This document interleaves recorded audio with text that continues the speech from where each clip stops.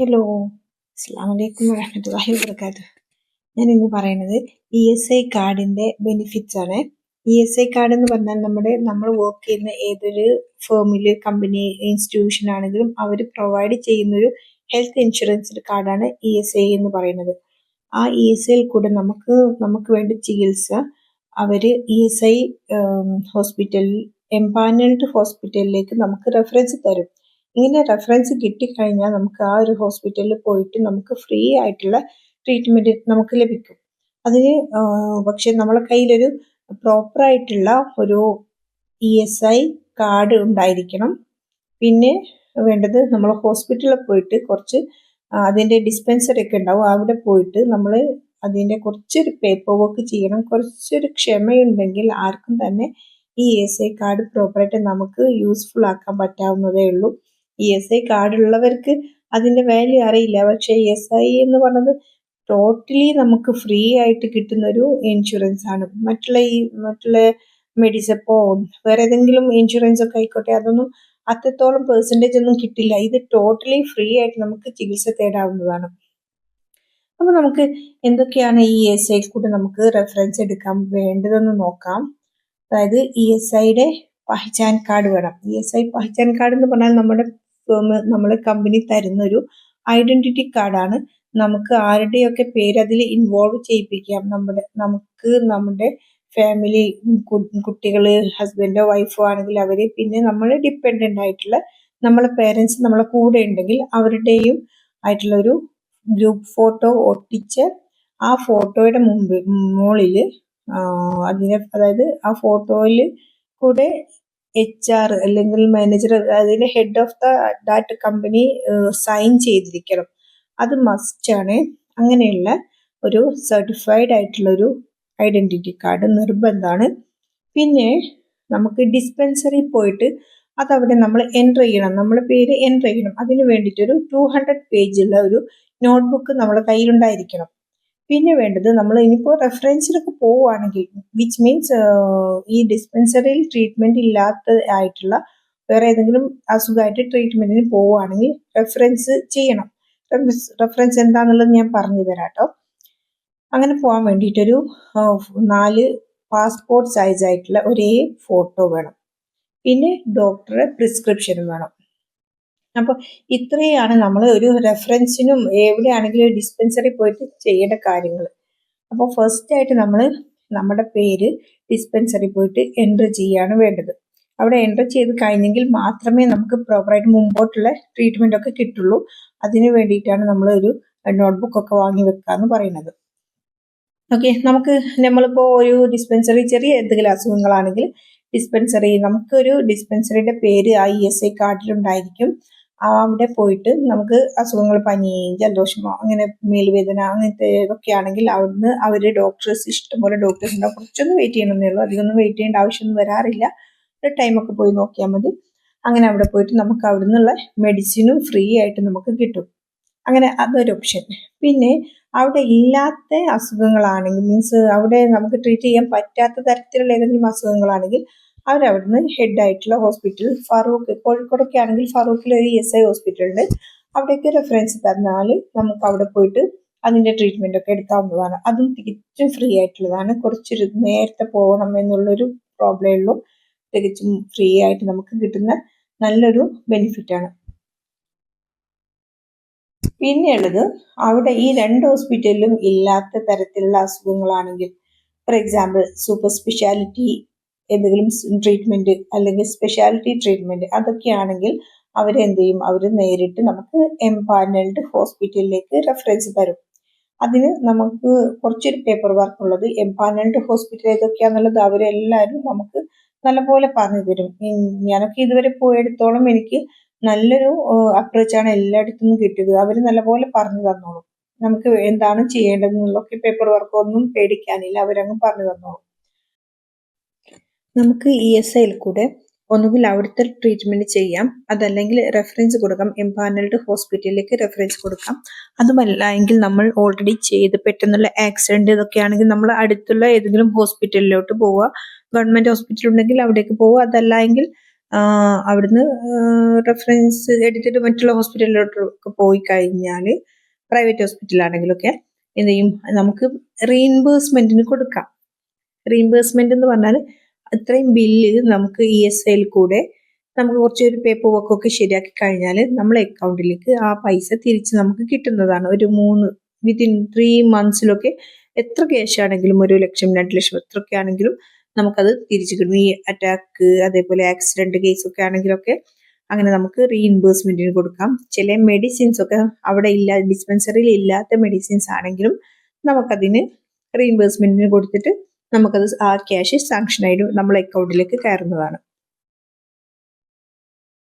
ഇനിയിപ്പോ റെഫറൻസിന്റെ കാര്യം പറയുകയാണെങ്കിൽ ഞാൻ പറഞ്ഞ പോലെ ഓൾറെഡി ഡിസ്പെൻസറിയിൽ നമ്മൾ എൻട്രി ചെയ്ത പേഷ്യന്റ് ആണെങ്കിൽ നമ്മുടെ ഈ ESI ഐഡന്റിറ്റി കാർഡുമായിട്ട് നമ്മൾ അവിടെ പോവുക. അവിടുന്ന് ബുക്ക് നമ്മൾ എടുക്കണം. ആ കാർഡ് കാണിച്ചു കഴിഞ്ഞാൽ അവര് ബുക്ക് തരും. ബുക്ക് നമ്മൾ എൻട്രി ചെയ്യുന്ന സമയത്ത് അവിടെയാണ് നമ്മൾ കൊടുക്കുന്നത്.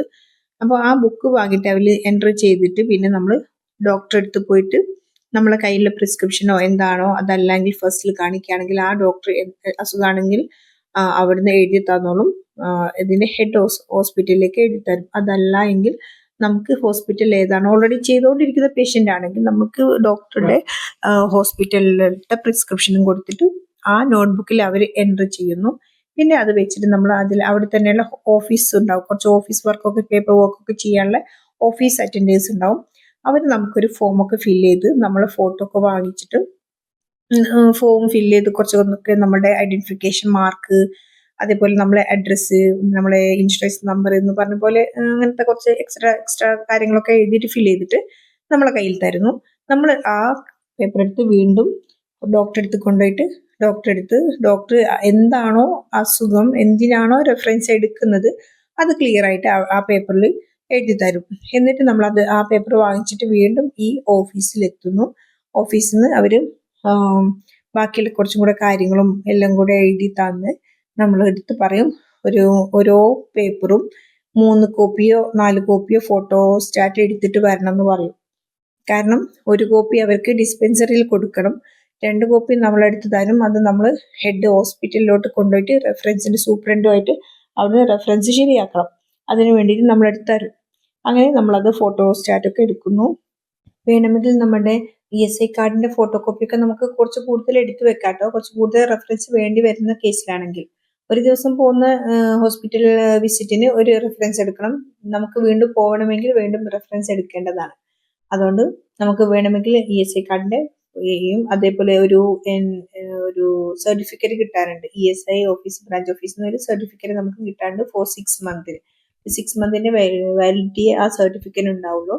അപ്പോൾ ആ സർട്ടിഫിക്കറ്റിന്റെ ഫോട്ടോ കോപ്പി നിർബന്ധമാണ്. നമുക്ക് കയ്യിൽ എടുത്തു വെച്ചാൽ അത്രയും നല്ലതായിരിക്കും. എന്നിട്ട് ഈ ഫോട്ടോസ്റ്റാറ്റ് എടുത്ത എല്ലാ ഫോട്ടോസ്റ്റാറ്റും കൂടെ നമ്മൾ തിരിച്ച് ഓഫീസിൽ ഏൽപ്പിക്കുന്നു.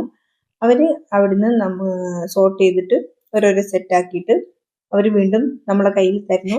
നമ്മൾ പോയിട്ട് ഡോക്ടറെ അടുത്ത് പോയി അവിടുന്ന് അതിന് മുമ്പേ ഈ ഓഫീസിൽ നിന്ന് അവർ സീൽ ചെയ്ത് തരും.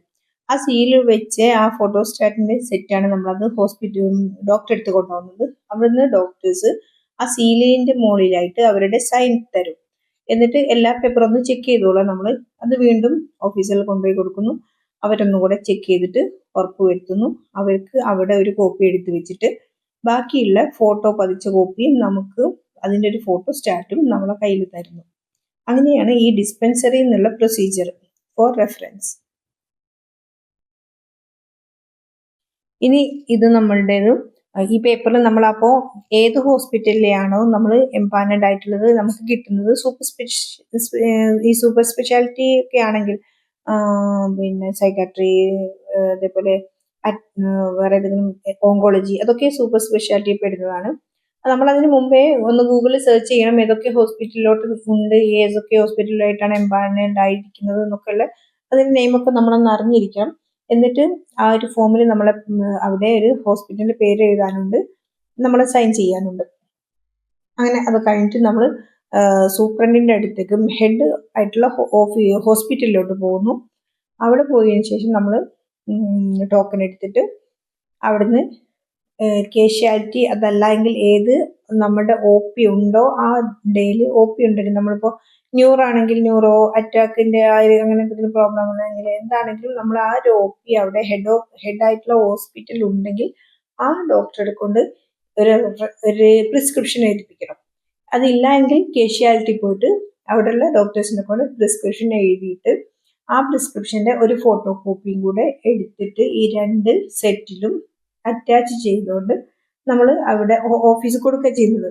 ഈ ഓഫീസിൽ കൊടുക്കുന്ന സമയത്ത് നമ്മൾ മുമ്പേ പഠിച്ച അതേ ഫോട്ടോയുടെ 2 കോപ്പിയും കൂടെ നമ്മൾ ഇവിടെ വെച്ചിരിക്കണം, അവർക്ക് കൊടുത്തിരിക്കണം. എന്നിട്ട് അവർ വാങ്ങി വെക്കുന്നു. ഇവിടെയൊക്കെ നോർമലി നമ്മുടെ ഈ സൈഡിലൊക്കെ രാവിലെ 11 മണിന്റെ മുമ്പ് നമ്മൾ കൊടുത്തു കഴിഞ്ഞാൽ അന്നൊരു ഉച്ചയോട് കൂടിയിട്ട് നമുക്കത് സാങ്ഷനായിട്ട് അപ്രൂവലായിട്ട് സൂപ്രണ്ടിന്റെ സൈനൊക്കെ കിട്ടിയിട്ട് നമ്മളെ കയ്യിൽ തിരിച്ച് കിട്ടും. ഒരു 1 മണി 2 മണിയൊക്കെ ആകുമ്പോഴേക്ക് കിട്ടാറുണ്ട്. എനിക്ക് ആക്ച്വലി ഈ ഒരു റെഫറൻസിന്റെ കാര്യം ESI കൂടെ ഇങ്ങനെയൊക്കെ ട്രീറ്റ്മെന്റിന് പോവാന്നുള്ളതൊക്കെ പറഞ്ഞത് എൻ്റെ ഒരു കൊളീഗാണ്. I am very grateful to you dear. നമ്മൾ 11 o'clock ശേഷമാണ് നമ്മൾ റെഫറൻസിൽ പേപ്പർ കൊടുക്കുന്നതെങ്കിൽ നെക്സ്റ്റ് ഡേയിലായിരിക്കും നമുക്ക് ആ പേപ്പറൊക്കെ അപ്രൂവലായിട്ട് വരുന്നത്. പിന്നെ ഒരു കാര്യം പറയുകയാണെങ്കിൽ നമ്മൾക്കിപ്പോൾ റെഫറൻസിൽ പേപ്പറൊക്കെ അപ്രൂവലായിട്ട് കിട്ടി, അത് എന്നാണോ കിട്ടുന്ന ഡേറ്റ് ആ ഡേറ്റ് മുതൽ വിത്തിൻ 7 daysനാണ് നമുക്ക് എംപാനൽഡ് ഹോസ്പിറ്റൽ അതിന്റെ വാലിഡിറ്റി ഉണ്ടാവുക കേട്ടോ. അതിന് 7 daysന്റെ ഉള്ളിൽ കാണിച്ചാൽ മാത്രമേ റെഫറൻസിന്റെ നമുക്കുള്ള ആനുകൂല്യങ്ങളൊക്കെ കിട്ടുള്ളൂ. അത് പ്രത്യേകം ശ്രദ്ധിക്കുക. ചിലരൊക്കെ ഈ MRI സ്കാനിങ്ങിനും PET സ്കാനിങ്ങിനൊക്കെ വേണ്ടിയിട്ട് റെഫറൻസ് എടുക്കുന്നു, പക്ഷേ ഇവിടെ ബുക്കിംഗ് ഉണ്ടാവില്ല. അപ്പം ഓൾറെഡി നമ്മൾ ബുക്ക് ചെയ്ത് അപ്പോയിന്റ്മെന്റ് എടുത്തിട്ട് ഇങ്ങനെയുള്ള സ്കാനിങ്ങിനൊക്കെ കുറച്ച് മുമ്പേ അപ്പോയിന്റ്മെന്റ് ഒക്കെ എടുക്കണമല്ലോ. അപ്പോയിന്റ്മെന്റ് എടുത്ത് ആ ഒരു ഡേയ്സ് നോക്കിയിട്ട് വേണം നമ്മൾ റെഫറൻസിന് പോകാൻ. അതല്ലാതെ റെഫറൻസ് ഓൾറെഡി നമ്മൾ ശരിയാക്കി വെച്ചുകൊണ്ട് ഈ ബുക്കിംഗ് അപ്പോയിന്റ്മെന്റ് കുറച്ച് വൈകിട്ടാണ് കിട്ടുന്നതെങ്കിൽ നമ്മൾക്ക് ആ റെഫറൻസിന്റെ ഡ്യൂറേഷനും വാലിഡിറ്റിയും കഴിഞ്ഞു പോകും. പിന്നെ അതിലൊരു കാര്യം ഉണ്ടാവില്ല. അതുകൊണ്ട് അതൊക്കെ ഒന്ന് ശ്രദ്ധിച്ചോളാം. പിന്നെ നമുക്ക് കിട്ടിയ റെഫറൻസ് കൊണ്ട് ഏത് ഹോസ്പിറ്റലിലേക്കാണോ നമ്മൾ എംപാനൽ ഹോസ്പിറ്റലിലേക്ക് പോവുക, അവിടുന്ന് നമ്മൾ യൂസ് ചെയ്ത് സെയിം ഫോട്ടോ തന്നെ കൊടുക്കണം. അവിടുന്ന് അവർക്കൊരു ഫോട്ടോ കൊടുക്കണം. അങ്ങനെ അത് ആ ഫോട്ടോ കൊടുത്തിട്ട് ഇൻഷുർഡ് പേഴ്സണും പേഷ്യൻറ്റും പിന്നെ നമ്മുടെ ഫോൺ നമ്പറൊക്കെ എഴുതാനുള്ള ഒരു ഫോമൊക്കെ അവർ തരും. അത് ഫോൺ നമ്പറും ഇൻഷുറൻസ് നമ്പറും. അപ്പം നമ്മൾ പേഷ്യൻറ്റിന് നമ്മളെ പേരൻസ് ഒക്കെ ആണെങ്കിൽ അവർക്ക് പെട്ടെന്ന് എഴുതാനൊന്നും പറ്റില്ല.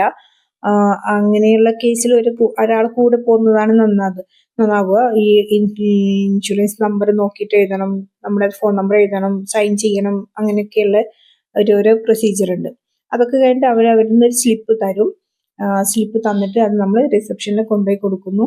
റിസപ്ഷനിൽ കൊടുത്തിട്ട് നമ്മൾ മീൻസ് നമ്മൾ ഏതാണ് ട്രീറ്റ്മെന്റ് അല്ലെങ്കിൽ കൺസൾട്ടേഷൻ ആണെങ്കിലൊക്കെ നമ്മൾ ഡോക്ടറെ അടുത്ത് പോകുന്നു. അത് കഴിഞ്ഞിട്ട് അവരുടെ പ്രിസ്ക്രിപ്ഷൻ എഴുതിയത് നമ്മൾ തിരിച്ച് ഈ ESI കൗണ്ടറിൽ കൊണ്ടു കൊടുക്കണം. ഇനിയിപ്പോൾ സ്കാനിങ്ങോ അങ്ങനെ എന്തെങ്കിലും ആണെങ്കിൽ സ്കാൻ ചെയ്തതിന്റെ ഒരു ബില്ല് തിരിച്ച് ESI കൗണ്ടറിൽ കൊടുക്കണം. നമ്മൾ അപ്പോൾ ESI കൗണ്ടറിൽ നമ്മുടെ ESI കാർഡ് അവിടെ വാങ്ങി വെക്കും.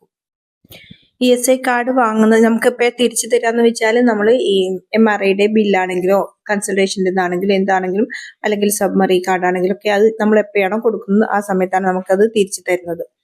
അപ്പം അതൊക്കെ ഒന്ന് ശ്രദ്ധിച്ചോളാം. അങ്ങനത്തെ ചെറിയ ചെറിയ കാര്യങ്ങളൊക്കെയാണ് ഇതൊക്കെയുള്ള ESI കൂടെ പോകുമ്പോൾ റെഫറൻസിനൊക്കെ പോകുമ്പോൾ ശ്രദ്ധിക്കാനുള്ളത്. ഞാൻ അടുത്തൊരു വീഡിയോ ആയിട്ട് വീണ്ടും വരാം. ഇപ്പോൾ കുറേ സംസാരിച്ചു.